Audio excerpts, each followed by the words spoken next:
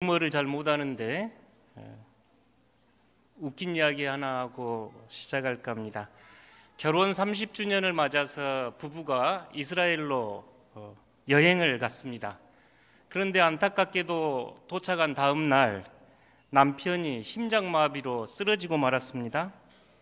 그래서 현지 장의사는 이 이스라엘에 매장을 할 것을 권했습니다. 시체를 한국으로 옮기면 약 2천만 원이 들고 이스라엘에서 장례를 치르면 50만 원이면 되기 때문에 그리고 특별히 이곳이 예수님께서 사셨고 부활하셨던 성지여서 이곳에 매장하면 좋겠습니다라고 이렇게 이야기를 했습니다.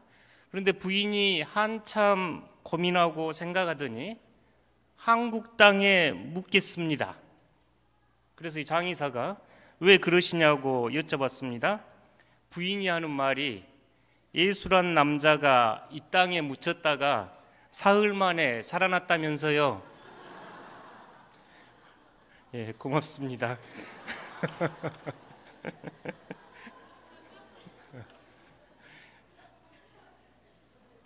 제가 못하는 유머인데 하나 더 하겠습니다. 한 남편이 아주 힘들 때면 지갑을 꺼내서 아내 사진을 보곤 했습니다. 그래서 옆 사람이 참 아내를 사랑해서 그렇게 힘을 얻으시군요 그랬더니 이 남편이 이런 여자하고도 사는데 제가 못 해볼 일이 뭐가 있겠어요. 한 아내가 힘들 때면 지갑을 꺼내서 남편 얼굴을 보곤 했습니다. 그래서 옆 사람이 참 아내가 남편을 사랑하는 모양이구나. 그러고 여쭤봤습니다. 그랬더니 아내가 이 인간도 사람 만들었는데 제가 세상에 못할 일이 뭐가 있겠어요. 못한 유머를 이렇게 시작한 것은 부활은 우리에게 큰 기쁨의 사건입니다. 부활이 기쁜 것은 예수 그리스도의 부활이 장차 나의 부활이기 때문에 그렇습니다. 이 부활주일 설교를 준비하면서 제 아이들이 중학교 1학년, 3학년인데 아이들에게 부활을 이야기하면 어떻게 나눌 수 있을까 하는 마음으로 준비를 해봤습니다. 먼저 복음 이야기를 다시 한번 떠올려 보십시오. 안식 후 첫날, 지금 우리가 일요일 하는 이 주일날, 유대인들의 날은 저녁에서 시작해서 저녁으로 끝납니다. 그래서 금요일 밤에 시작해서 토요일까지가 그들에게 안식일인데요. 안식일이 끝나고 그 다음 첫날 예수님을 몹시나 사랑했던 막달라 마리아, 막달라라는 동네에 살았던 마리아, 야고보의 어머니 마리아, 그리고 살로메라고 하는 세 여인이 예수님께 향유를 바르기 위해서 무덤으로 열심히 가고 있었습니다. 그들은 걱정이 있었습니다. 왜냐하면 그 무덤은 큰 돌로 막아져 있기에 과연 누가 이 돌을 옮겨줄 수 있을까? 이런 걱정으로 무덤 앞에 도착했는데 웬걸 무덤에 돌이 굴려져 있었습니다. 너무 깜짝 놀랐는데 그 안을 살며시 들여다봤더니 하얀 흰옷을 입은 천사와 같은 청년이 그 여인들을 보고 말을 합니다. 너무 놀라지 마십시오. 십자가에 못 박혀 죽은 나사렛 예수님을 찾고 있군요. 그분은 일으켜 세워졌고 살아나셨고 여기 계시지 않습니다. 보십시오. 그분이 누워있던 곳은 비어 있습니다. 너무 놀란 그 여인들은 숨도 제대로 못 쉴 것 같은데 아마 천사는 더 익사이팅하게 이야기했을 것 같습니다.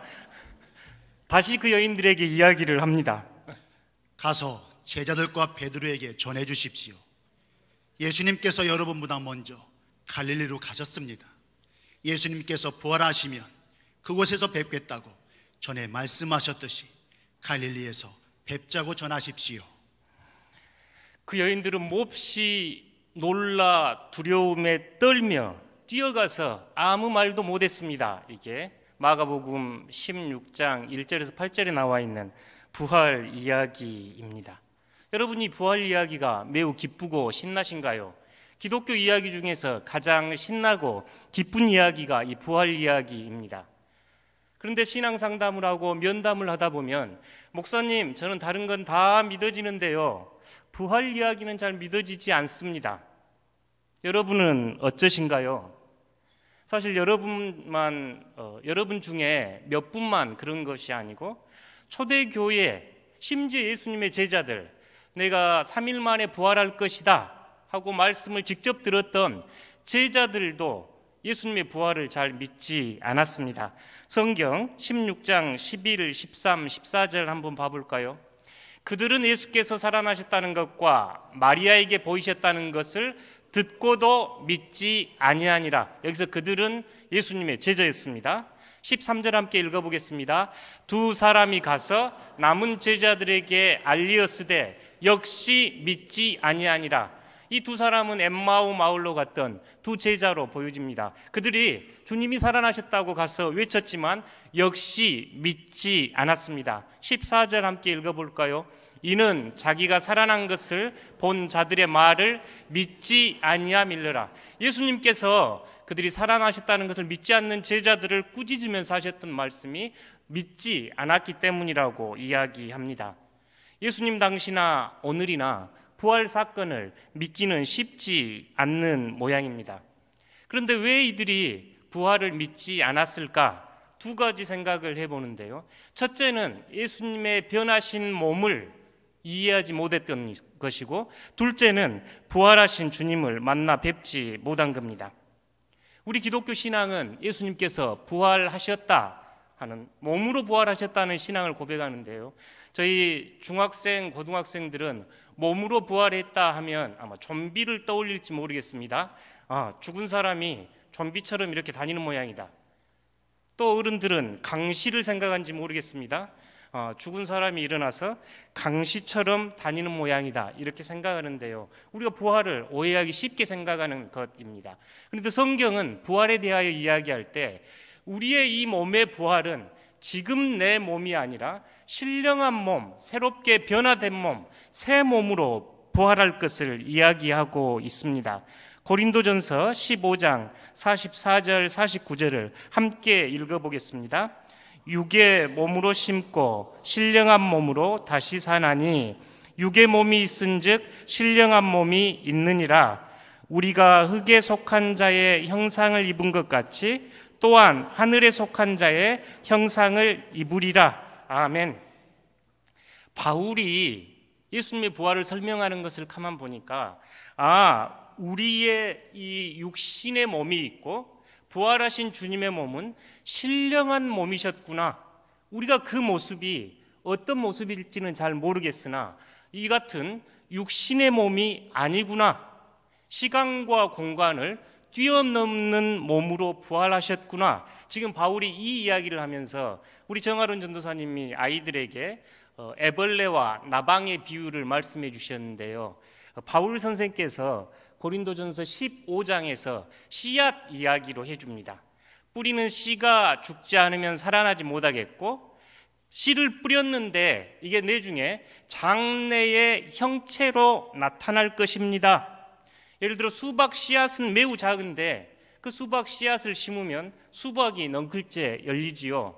사과 씨는 매우 작습니다만 사과를 심으면 사과나무가 일어나는 것과 같지요. 씨를 땅에 심으면 씨가 죽고 씨가 쪼개지고 그 씨앗에서 새로운 생명이 올라온 이야기를 바울이 들려줍니다. 뿐만 아니라 애벌레가 번데기가 되고 나비가 된 이야기도 마찬가지이지요. 만약 애벌레처럼 우리가 이 인생 살아갈 수 있을 겁니다. 기어다니고 몸통을 불리고 낙엽을 뜯어먹을 수 있습니다.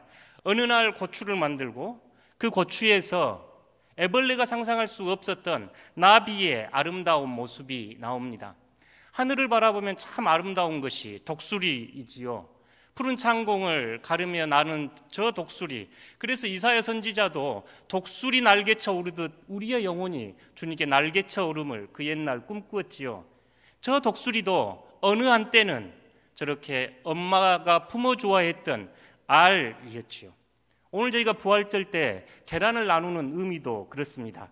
마치 계란은 우리들이 살아가는 이 몸, 이 세상이라면 새로운 신령한 몸, 영의 몸, 영광체, 부활체라고 하시는 예수 그리스도의 몸은 마치 독수리처럼, 나비처럼, 큰 사과나무처럼 변화될 것이라는 것이 부활한 예수님을 만났던 바울의 고백이기도 합니다. 그러니 여러분, 부활 생각하시면 이 육신의 몸이 그대로 부활한 것이 아니라 새로운 신령한 몸, 그리스도의 몸으로 부활하신 것을 믿으시기 바랍니다. 두 번째, 부활에 대한 오해는 마치 부활을 늘 죽음 이후의 세계로 생각을 하기 때문에 어려운 것 아닌가 싶습니다. 맞는 이야기입니다. 우리가 죽음 이후에 그리스도와 함께 부활하여 영원한 생명을 누릴 것을 믿습니다. 그런데 성경은 이 부활 이야기가 살아있는 이들을 위한 이야기, 산 자들의 이야기입니다. 6절을 다시 한번 읽어보겠습니다. 청년이 이르되 놀라지 말라, 너희가 십자가에 못 박히신 나사렛 예수를 찾는구나. 그는 살아나셨고 여기 계시지 아니하니라. 보라, 그를 두었던 곳이니라. 아멘. 살아나셨고, 거기 다시 한번 띄워주십시오. 살아나셨고, 이 말씀에 주목해 보시기 바랍니다. 우리 한글로 살아나셨고, 이 말은 성경이 쓰인 단어로는 일으켜 세워지셨습니다 하는 단어를 살아나셨다 이렇게 번역을 했습니다. 일으켜 세워졌습니다. 죽은 줄 알았던, 쓰러졌던 나무가 일으켜 세워졌습니다. 넘어졌던 사람이 다시 일어났습니다. 우리가 저 문법을 수동태라고 하는데요, 하나님께서 죽어있는 예수를 일으켜 세웠습니다. 부활의 주인공은 하나님이셨고 예수님은 일어나셨습니다. 일으켜 세워졌습니다. 이것을 우리가 부활의 은총이라고 합니다. 마치 어둠의 긴 터널을 지나서 새로운 빛 한 점을 보기 시작하는 그 시간처럼 깨지지 못해서 썩지 못해 새로운 생명을 싹 틔우지 못하는 그 알이 깨지기 시작하는 그 순간처럼 새롭게 시작하는 방향을 트는 그 순간을 부활의 의미로 보았습니다. 그래서 부활은 지금 절망을 희망으로, 슬픔이 기쁨으로, 연약함이 강인함으로, 비겁함이 용감함으로, 불의가 정의로, 미움이 사랑으로, 원한이 용서로, 전쟁이 평화로, 빈곤함이 풍요로움으로, 폐쇄에서 개방으로, 자기중심에서 하나님 중심으로 바뀌는 사건이 부활입니다. 그러니 오늘 우리는 부활을 살아가는 사람들입니다. 옛자아가 그리스도와 함께 십자가에서 못 박혀 죽고 새로운 하나님의 생명이 우리 안에서 살아나기 때문에 그렇습니다. 우리가 부활을 잘못 이해하고 있다면 부활의 증인들이 우리에게 부활의 신앙을 가르쳐 줍니다. 첫 번째 부활의 증거는 오늘 우리가 드리고 있는 이 주일 예배입니다. 우리가 주일 이렇게 이야기하는 것은 The Lord's Day, 주님의 날, 주님께서 부활하신 날에 대한 약자입니다. 마가복음 16장 1절과 2절을 한번 같이 읽겠습니다.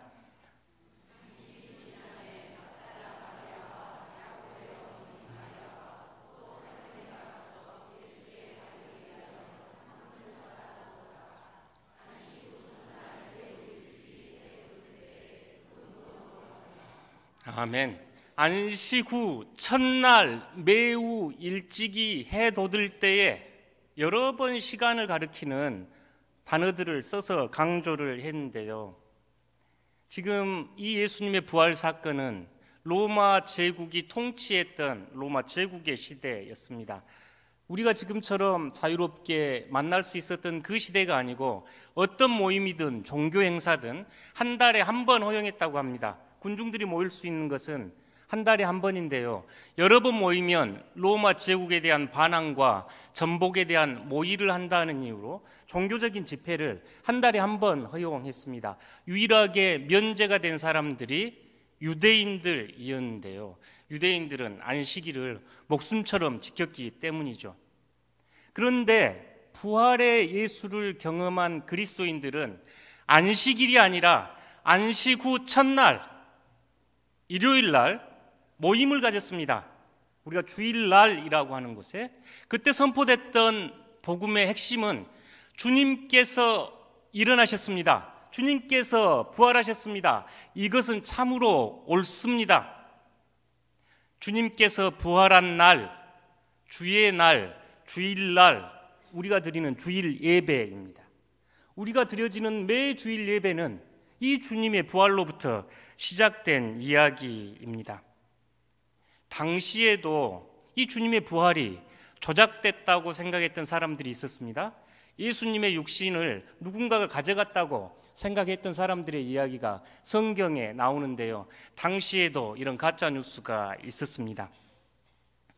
찰스 콜슨이라고 하는 미국의 유명한 정치가였고 후에 복음 전도자가 있었습니다. 2012년 80세의 일기로 세상을 떠나셨는데요. 교도소 선교의 아버지였습니다. 이 찰스 콜슨은 어른들은 아실 텐데요. 닉슨 게이트라고 하는 게 있었습니다.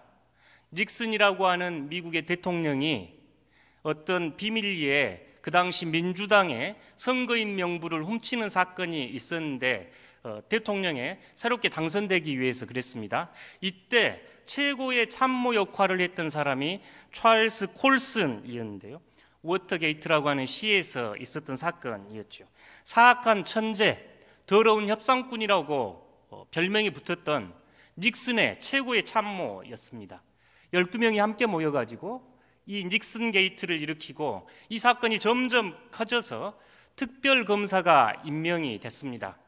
지금 이 찰스 콜슨과 그 당시에 공화당의 최고의 순회들, 천재적인 두뇌를 가졌던 정치가들이 모여서 특별검사를 어떻게 응대할 것인지 그들은 입을 맞추기 시작했습니다. 시나리오를 짜고 이야기를 맞추기 시작했는데요. 18일 만에 진실이 드러나서 백기투항했습니다. 닉슨은 하야했고 이 찰스 콜슨은 감옥으로 가게 된 사건이 있었습니다. 이 찰스 콜슨이 감옥에서 예수 그리스도를 영접했는데요. 그가 했던 이야기입니다. 저는 이 감옥에서 이 워터게이트 사건을 통해서 부활이 참인 것을 믿습니다. 최고의 법대를 나온 변호사들, 법률가들이 모의를 하고 거짓을 꾸몄지만 18일 만에 우리는 백기투항할 수밖에 없었습니다. 그런데 생각해 보십시오. 그 2000년 전 예수의 부활이 거짓이었다면 어떻게 오늘날까지 그 이야기가 전해지겠습니까 하면서 기독교인이 됐습니다. 매우 그 당시 미국의 놀라운 사건이었습니다. 다 예수를 믿어도 끝까지 안 믿을 사람으로 손가락질 받았던 사람이 이 찰스 콜슨이었거든요. 백악관에서 감옥까지 나와 있는 이야기입니다. 그리고 이후에는 부활하신 그리스도에 대한 신앙 고백으로 감옥에 있는 재수자들, 또 감옥에 있는 재수자를 돌보는 이들을 위해 감옥 선교회를 만들고 끝까지 복음을 위해 헌신했던 20세기 복음가를 대표하는 사람 중에 한 분이 되었습니다. 역사적으로도 오늘날도 부활은 부인할 수 없는 역사적 사건입니다. 부활을 가만 생각해 보면 부활의 증인들을 빼뜨릴 수 없습니다. 오늘 저희가 기억해야 될 이름 세 사람 있습니다. 막달라 마리아, 야고보의 어머니 마리아, 살로메입니다. 부활의 첫 증인, 첫 사도들입니다. 여전히 남성 중심의 교회가 여인들의 이름을 지웠지만 교회의 첫 부활의 증인들은 이름도 없었던 여인들에 의해서 전해지고 있습니다. 바울의 이야기를 다시 한번 들어보십시오. 고린도전서 15장 3절에서 8절입니다. 함께 읽겠습니다.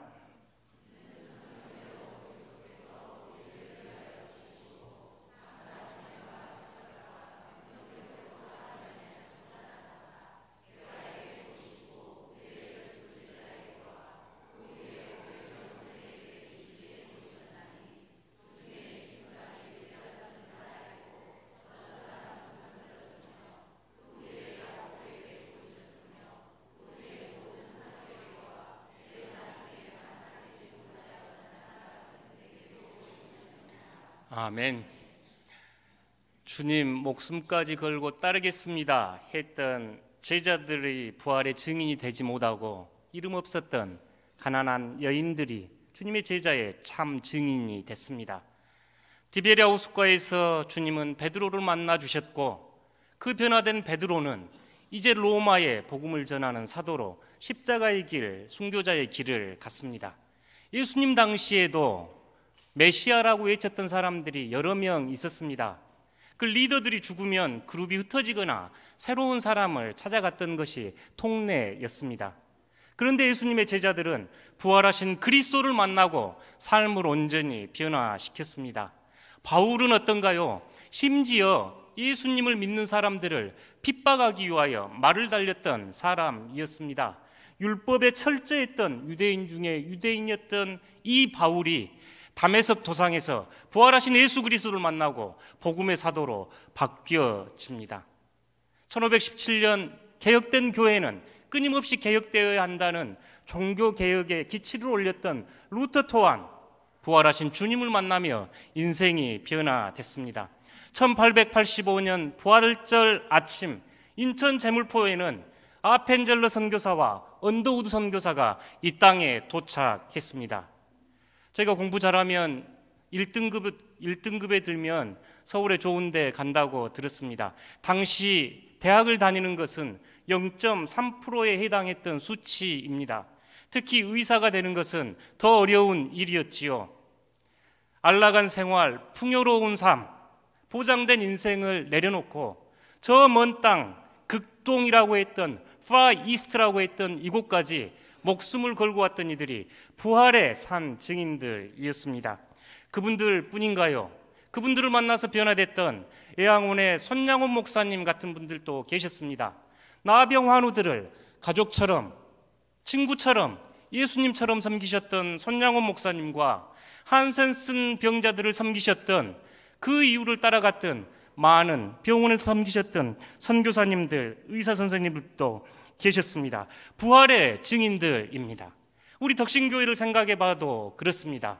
우리의 믿음의 선배들, 신앙의 선배들이 눈물로 기도하며 세운 교회가 덕신교회입니다. 부활이 없다면 바울의 고백처럼 이 모든 것이 헛될 뿐입니다. 사랑하는 성도 여러분, 2019년 부활은 여러분에게 어떤 의미가 있습니까? 저는 역사적인 예수님이 참 좋습니다. 하나님의 창조 세계를 시인처럼 노래하는 예수님이 좋습니다.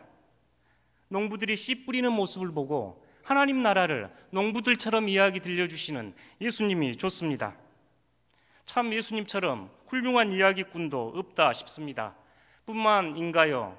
가난한 자, 소외된 자, 창렬하고 죄인이라고 손가락질 받았던 그들과 함께 먹고 마시며 웃고 울었던 그 인간 예수가 참 좋습니다. 본질을 잃어버렸던 종교 지도자들 향해서 날카롭게 정의를 외쳤고 하나님 중심의 신앙을 외쳤던 예수님이 좋습니다. 십자가에 모진 고난 당하시면서도 침묵하셨던 그 예수님이 좋습니다. 2000년 전 그 예수를 만날 수 있었던 것은 부활하신 예수께서 오늘 내 중심으로, 우리 교회의 중심으로, 이 우주의 중심으로 현존하시기 때문입니다. 우리는 그 부활하신 예수를 통해서 2000년 전 나사렛 땅을 걸었던 그 예수를 만나면서 그분이 꿈꾸었던 하나님의 나라와 복음을 위하여 오늘도 헌신할 수 있습니다. 부활은 우리 삶을 변화시키는 중심에 있습니다. 우리가 부활 신앙을 갖는다는 것, 부활을 믿는다는 것은 윤리적인 선택이나 고결한 믿음의 결과가 아닙니다. 부활은 예수 그리스도의 죽음과 부활을 통해서 삶을 새롭게 해석하고 이해하는, 우리로 하여금 세상과 하나님과 자신을 새롭게 이해하게 하면서 삶을 전환시키는 결정적인 사건입니다. 우리는 부활을 통해서 예수 그리스도를 만납니다. 부활은 예수 그리스도와 인격적 만남으로 우리의 삶이 질적으로 변화되는 것을 말합니다. 질적 변화의 중심에는 예수를 향한 갈망, 예수를 향한 사랑, 예수를 향한 사귐이 있습니다. 2019년 부활절은 여러분을 부활의 예수를 만나는 사귐으로, 사랑으로 초대하고 있습니다. 그분을 만나는 사람들은 예수 그리스도와 사귐이, 예수 그리스도와 나누는 사랑이 얼마나 큰지 그 사랑이 커서 떠날 수가 없습니다. 사랑하는 성도 여러분, 오늘 이 아침 절망으로 이 자리에 오셨습니까? 자신의 틀에 갇혀 여전히 두려워서 틀을 깨지 못하는 마음으로 이곳에 와 계십니까? 상처받을 게 두려워서 스스로 문을 닫아 담그고 외로워하고 계시는 분들 계십니까? 껍데기를 벗어도 괜찮다. 두려워하지 말아라. 상처받고 모욕받고 조롱받아도 괜찮다. 더 큰 부활의 생명, 영생이 이곳에 있으니 나를 믿고 따르라는 것이 예수님의 부활입니다. 2019년 부활 이런 날입니다. 틀을 깨고 나오라. 너는 하나님 나라 아름드리 나무. 알을 깨고 나오라. 너는 창공을 가로지르는 독수리. 일어나 노래하라. 너는 희망을 노래하는 하나님의 선율. 갈릴리로 가라. 갈릴리로 가라. 2019년 부활하신 주님은 여러분을 향해서 갈릴리로 가라고 초대합니다. 갈릴리는 예수님을 만나는 곳입니다. 예수님과 사귐이 있는 곳입니다. 예수님을 더 깊이 알아가며 하나님 나라와 복음을 위해 헌신할 수 있는 곳이 갈릴리입니다. 사랑하는 성도 여러분, 갈릴리로 가서 부활하신 주님을 만나십시오. 주님과 함께 두 손 맞잡고 여러분의 가정에서, 일상에서, 학교에서 부활의 증인이 되어 주십시오. 함께 기도하겠습니다.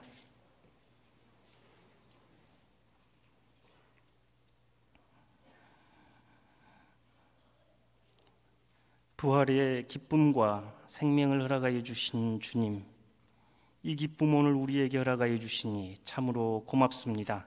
이제 부활의 산 증인으로 살아갈 수 있도록 축복하여 주시옵소서. 예수님 거룩하신 이름으로 기도 올립니다. 아멘.